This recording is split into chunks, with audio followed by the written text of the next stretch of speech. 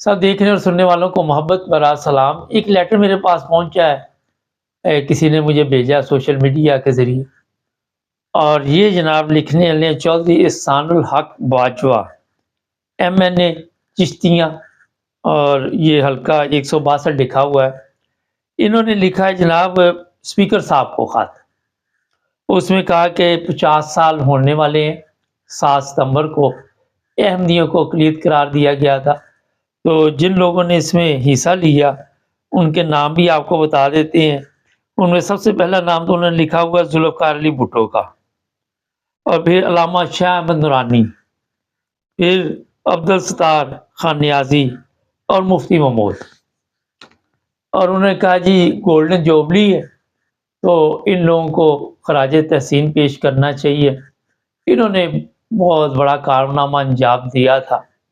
ये लेटर की कॉपी में पीछे कोशिश करता हूँ लगा देते हैं, आप पढ़ भी लें खुद भी ज़रा। अब मैंने सोचा पहले तो कि इस पे प्रोग्राम किया जाए या ना किया जाए, फिर मैंने ये फैसला किया कि थोड़ा सा अपनी कौम को बता देते हैं कि जिन लोगों के ये नाम ले रहे हैं उन लोगों को आज लोग जिस तरह याद करते हैं वो सबके इल्म में है, और जो कुछ इन लोगों ने किया था उसका नुकसान जो मुल्क को हुआ वो भी किसी से छुपा हुआ नहीं। जिन उलमा की ये यहाँ पे जिक्र कर रहे हैं, उन उलमा ने जिस तरह पाकिस्तानी कौम को जहालत में मेरा ख्याल है ऐसी जगह पहुँचा दिया जहाँ से अवाम भी अब वापस आना भी चाहे तो नहीं आ सकती। इन्होंने मज़हब के नाम को जिस तरह इस्तेमाल किया, फिर आगे इनकी सबकी नस्लें जो है उनके रोज़गार भी लगे हुए हैं, और उसी के सिलसिले में ये आज भी लोगों को गुमराह करते हैं। आज भी लोगों को मुकम्मल तौर पे ये बताते हैं जो हकीकत है वो कोई बताने के लिए तैयार नहीं। आज बात कर लेते हैं सिर्फ एक ही, सबसे पहला नाम इन्होंने लिखा हुआ था जुल्फ़िकार अली भुट्टो का। जुल्फ़िकार अली भुट्टो को सज़ाए मौत दी गई। किस तकलीफ में उसको रखा गया ये तो आप उस भुट्टो साहब से पूछ सकते हैं कि जनाब आपके ऊपर क्या गुजरी जेल में। होता ये है कि अगर तो आपने कौम के लिए एक बड़ा ज़बरदस्त कारनामा अंजाम दिया और कौम को बताया कि 90 साला मसला मैंने हल किया, बड़ी अच्छी बात है जी, आपने किया, तो फिर कौम को चाहिए था कि आपको इज्जत से रखते, इज्जत से आपकी बातें सुनते, मगर भुट्टो साहब को भी इस्तेमाल किया गया। उलमा ने, ये जो उलमा हैं आज उस वक़्त से ज़्यादा ख़तरनाक उलमा हमारे, आप देख ले जाके अपनी अपनी दुकानें सजाई हुई, इन्होंने अपना अपना चूरन बेच रहे हैं और इनके पल्ले कुछ भी नहीं। ये 3 जो उलमा थे, नूरानी, मुफ्ती महमूद और दूसरे जो थे, ये जनाब इनको बता के गए थे कि आपने इस मुल्क के साथ क्या करना है, और इस मुल्क की जो हालत कर दी गई है आगे आगे देखिए होता है क्या। अभी तो कुछ भी नहीं। अगर तो ये चारों लोगों ने मज़हब के लिए बड़ा एक अच्छा फैसला किया था तो आज अवाम जो हमारी, जिसको ये नहीं पता कि आखिरी नबी कौन है, उनको पता होना चाहिए था।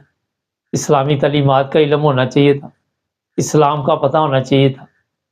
वो जो नमूना पेश करके गए ये 3-4 लोग, मेरा ख्याल उनके नक्शे कदम पे चले हैं तो ये बेड़ा गर्क किस कौम का हुआ।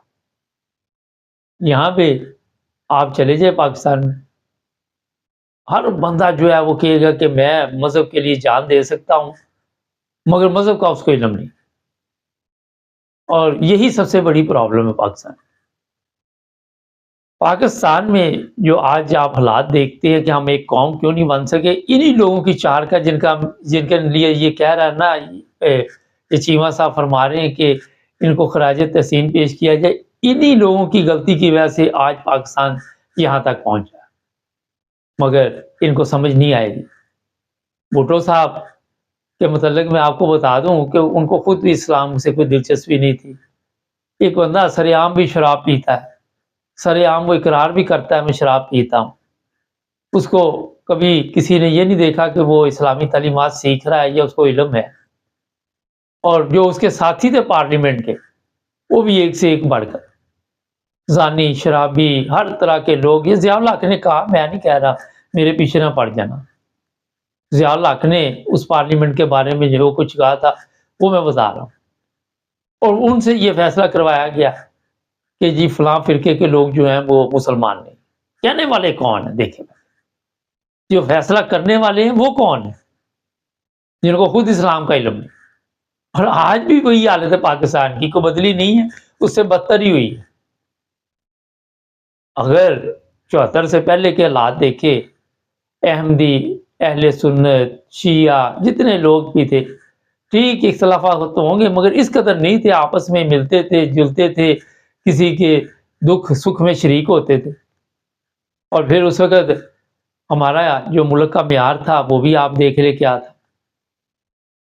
ہمارے پاکستان کی عزت تھی، وقار تھا دنیا میں۔ آج آپ دیکھ لے کیا حالت ہوئی ہوئی ہے۔ میں آج ہی دیکھ رہا تھا کہ جو عرب ممالک میں 50% جو جرائم پیشہ افراد جیلوں میں بیٹھے ہوئے ہیں وہ پاکستانی ہیں۔ باقی پوری دنیا کے اور ان کے مقامی 50 مانتے ہیں، 50%۔ تو یہ چیزیں دی ان لوگوں نے جو آج آپ بھگت رہے ہیں۔ نہ پانی ہے، نہ بجلی ہے، نہ کوئی حالات ہے وہاں پہ، لوگ مذاق اڑا رہے ہیں ملک کا۔ ایسا مذہب کے نام پہ لوگوں کو بیوقوف بنایا، اور پھر یا تو چلو جی آپ نے بنایا، پھر آپ کو تو بڑے انعامات ملنے چاہیے، مگر بھٹو صاحب کو جو انعام ملا وہ آپ سب کے علم میں ہے۔ اور پھر بھٹو صاحب کے جو کارنامے تھے وہ کہتے جی بڑے زبردست کارنامے تھے، اس کو پھر جناب جس طرح بھٹو صاحب کے ساتھ ساتھ اس کی پارٹی کے ساتھ سلوک ہوا وہ بھی آپ سب کے علم میں۔ آج بھی بس پارٹی سندھ میں ہے، وہاں کے حالات جا کے دیکھ لیں۔ پھر بھٹو صاحب کی نسل اس کے ساتھ جو ہوا وہ بھی دیکھ لے۔ اگر تو ہوتا یہ ہے کہ کسی نے کوئی اچھا کام کیا تو اس کی نسل کو بھی عزت دی جاتی ہے، مگر کوئی کس طرح مر گیا، کوئی کس طرح مر گیا، اور سارے ایسی موت مرے کہ طبی موت ابھی تک میرا کسی کو بھی نہیں آئی۔ یہ بڑے اہم سوال ہے۔ میں اس میں یہ نہیں کہہ رہا، میں یہ کہہ رہا ہوں کہ بھٹو صاحب کی غلطی کی وجہ سے آج پورا ملک جو ہے وہ سزا بھگت رہا ہے۔ تقریریں کرنی جوش میں آ کر، وہ تو شباز شریف بھی روزانہ اسپیکر وہ مائک شیک گرا دیتا ہے، مگر جو اصل سمجھدار لوگ ہوتے ہیں وہ میرا خیال ہے کہ ملک کی سوچتے ہیں۔ کل میں ایک مولانا صاحب کی اسپیچ سن رہا تھا، بڑی اچھی بات انہوں نے کی کہ ڈاکٹر عبدالسلام ہے، وہ نوبل پرائز ان کو ملا، اب ان کو کہتے ہیں وہ غلط ملا۔ آپ کیا سمجھیے پاکستان میں پاکستانی لوگ بیٹھے ہوئے ہیں سویڈن میں جو نوبل پرائز دے رہے ہیں، یا یورپ میں جو بھی لوگ، تو جناب ایسی بات نہیں ہے، ہر چیز ٹھیک ملی، آپ کو جو کچھ ملا وہ غلط ملا، وہ اس لیے کہ آپ کو وہ اسلامی تعلیم نہ مل سکی جو در حقیقت نبی پاک صلی اللہ علیہ وسلم کی تعلیم تھی۔ آپ کو گمراہ کرنے کے لیے مختلف حربے استعمال کیے گئے، مختلف کہانیاں سناتے ہیں۔ اس دن ایک مولانا صاحب پتہ نہیں کس کی کہانی سنا رہے تھے کہ وہ جناب اس کے کہا کہ بھاگو، وہ بھاگا اور سارے مردے اٹھ کے انہوں نے بھی دوڑ لگا دی۔ عجیب و غریب احمقانہ کہانیاں آپ سن کر بڑے خوش ہوتے ہیں، اور جو سامنے بیٹھے ہوئے تھے وہ بھی ویسے کہ تھے، وہ سبحان اللہ سبحان اللہ سبحان اللہ کہہ رہے تھے۔ پتہ نہیں غوث علی شاہ کی کوئی کسی کی باتیں وہ سنا رہے تھے۔ اب اتنی باتیں ہوتی ہیں کسی ٹائم ذہن میں نہیں رہتی۔ تو اسلام کو جو سب سے نقصان پاکستان میں پہنچایا ان 4 لوگوں نے پہنچایا، جن کے نام لے کے اب یہ خط لکھے جا رہے ہیں۔ ایم این اے صاحب، چیمہ صاحب خط لکھ رہے ہیں چشتیاں کی کہ جناب کوئی گولڈن جوبلی منائی جائے۔ اور بھی کس چیز کی؟ یا تو بتاؤ 50 سال میں پاکستان نے بڑی ترقی کی، ایک چیز بتا دو مجھے کہ ترقی کی۔ ایک 1972 کی اخبار تھی، میں وہ دیکھ رہا تھا کہ چینی چوروں کو نہیں چھوڑا جائے گا، وہ آج تک چینی چور ہی نہیں پکڑے گئے۔ 72 کی اخبار تھی، سوشل میڈیا میں لوگ مذاق اڑاتے ہیں، تماشا بنا دیا ملک، اندازہ لگا سکتے ہیں آپ؟ تو بھٹو صاحب کے کارنامے جو اس طرح بیان کرتے ہیں تو اس طرح کا پاکستان نہ پھر بنتا اگر بھٹو صاحب نے کوئی اچھے کارنامے انجام دیے ہوتے۔ اور کل وہی جو مولانا صاحب ہے وہ بھی ٹھیک ایک بات کر رہے تھے کہ مذہب کے ساتھ ان پارلیمنٹ والوں کا کیا لینا دینا ہے، کیا تعلق ہے ان کا؟ میرا خیال وہ شیعہ تھے، میں نے وہ پورا پروگرام دیکھا۔ انہوں نے کہا کہ ہم نے مذہب کے نام پہ اگر ہمارے لوگوں نے نوبل پرائز بھی لیا، ابھی یہ عمران خان ہے وہ یہاں الیکشن لڑ رہا ہے تو وہاں پہ بھی ہمارے لوگ پیچھا کر رہے، ہونا تو یہ چاہیے کہ خوشی ہونی چاہیے کہ پاکستانی اس کا نام پیش کیا گیا، مگر ایسی چیز نہیں ہمارے اندر بغض، حسد، جیلس، کوئی ترقی کرتا آپ دیکھ لے، کوئی آپ دیکھ لے ہمارے اندر کے لوگ۔ میں یہ ایک ڈرامہ آج کل دیکھ رہا ہوں اور اسے بڑا حوصلہ ہوتا ہے ہمیں بھی اپنے کام میں، یہ سلطان صلاح الدین ایوبی کا، اس کو صرف دشمن کا سامنا نہیں تھا، اس کو اندر غداروں کا سامنا بھی تھا، اور دونوں طرف لڑنا پڑتا ہے۔ آپ کو ہر جگہ پہ جہاں بھی ہمارے لوگ ہوں گے مسلمان، دونوں طرف جنگ کرنی پڑتی ہے، دونوں طرف کے حالات کا مقابلہ کرنا پڑتا ہے۔ میں اس لیے آپ کو بتا رہا ہوں کہ میں آپ خود ان حالات سے گزر رہی، ہمارا چینل ان حالات سے گزر رہا ہے۔ ہوتا یہ ہے کہ جیسے ہی آپ تھوڑی سی ترقی کرتے ہیں تو میں نے صبح ہی پروگرام بتایا تھا کہ حسد ہر طرف آپ کو نظر آتا ہے، جیلس لوگ ملتے ہیں۔ اچھا جناب، بھٹو صاحب کے متعلق تو کہ بے شمار ہم نے پروگرام کیے، پھر آپ کو یہ بھی بتایا کہ آج بھٹو صاحب کو لوگ کس طرح یاد کرتے، کن حالات میں یاد کرتے، پھر ضیاء الحق نے جو کارنامہ اس کے بعد تھا وہ انجام دیا، تو اس کو کس حالت میں دفنایا گیا، وہاں پہ کس حالت میں اس کو لوگ یاد کرتے ہیں، کیا کیا طریقے ہیں، کس طرح گالیاں دیتے ہیں، مگر ہمارا مقصد یہ نہیں ہوتا، ہمارا مقصد یہ ہے کہ ہمیں ایک قوم بننا ہوگا۔ غلط کو آج تک ہم غلط نہیں سمجھ پا رہے، ٹھیک کو ہمیں سمجھنے کے لیے عقل چاہیے، وہ ہمارے پاس نہیں۔ جو کوئی غلط کام کرتا ہے اس کی ہم بلے بلے شروع کر دیتے ہیں۔ کتنے دنیا میں اسلامی ممالک ہیں، کہیں بھی آپ کو اس طرح کا اسلام نہیں ملے گا جو پاکستان میں ہے۔ جو حالات پاکستان کے بنا دیے ہیں کسی جگہ بھی نہیں آپ کو ملیں گے۔ وجہ یہی ہے کہ سیاستدانوں نے اپنے مقصد کے لیے مذہب کو استعمال کیا، بعد میں وہ خود بھی استعمال ہوئے، ٹیشو پیپر کی طرح ان کو بھی استعمال کر کے پھر ان کو آپ جس طرح سائے موت دی گئی بھٹو کو، آپ سب کے علم میں جس طرح اس کے ساتھ سلوک کیا گیا۔